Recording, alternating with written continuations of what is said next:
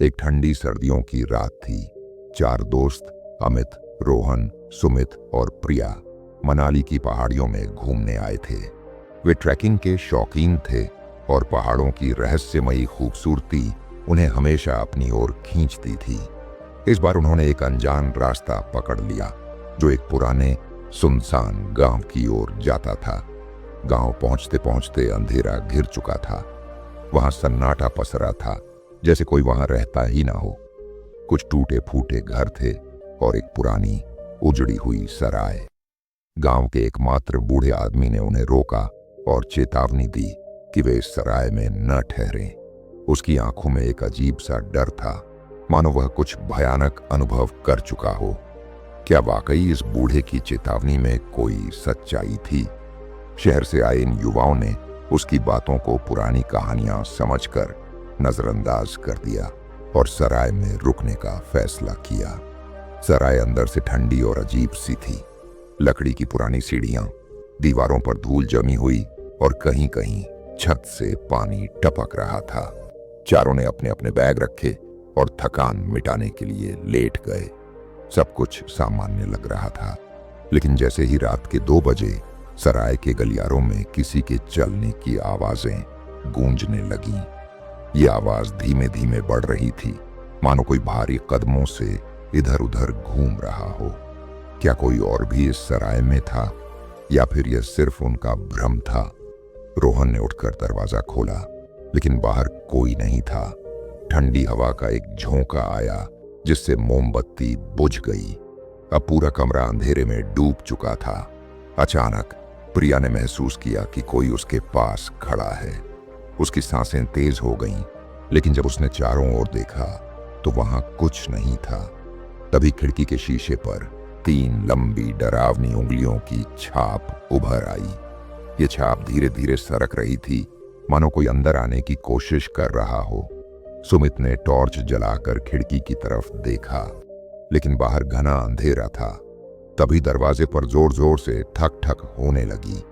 ऐसा लग रहा था जैसे कोई गुस्से में दरवाजा तोड़ने की कोशिश कर रहा हो। क्या दरवाजे के पीछे कोई अनदेखी शक्ति थी? डर के मारे चारों एक दूसरे के पास सिमट गए। अमित ने हिम्मत करके दरवाजा खोला, लेकिन वहां कोई नहीं था। नीचे जमीन पर ताजा खून के निशान थे जो गलियारे के अंदर की तरफ जा रहे थे। वे उन निशानों का पीछा करते हुए धीरे धीरे आगे बढ़े और देखा कि गलियारे के अंत में एक पुराना कमरा था जिसका दरवाजा आधा खुला हुआ था। जैसे ही उन्होंने दरवाजा खोला, एक तेज बदबू ने उनकी सांसें रोक दी। कमरे के अंदर एक टूटी फूटी चारपाई थी और दीवारों पर अजीबोगरीब खरोंचों के निशान थे, मानो किसी ने नाखूनों से वहां कुछ लिखने की कोशिश की हो। दीवार पर धुंधले अक्षरों में लिखा था, मैं अब भी यहां हूं। तभी कमरे के कोने से एक परछाई निकलकर उनके पास आई। लंबी झुकी हुई आकृति जिसकी आंखें काले गड्ढों जैसी थीं, धीरे धीरे उनकी ओर बढ़ रही थीं। उसके पैरों की आवाज नहीं हो रही थी, लेकिन हवा में उसकी मौजूदगी इतनी भारी थी कि सबके शरीर जड़ हो गए।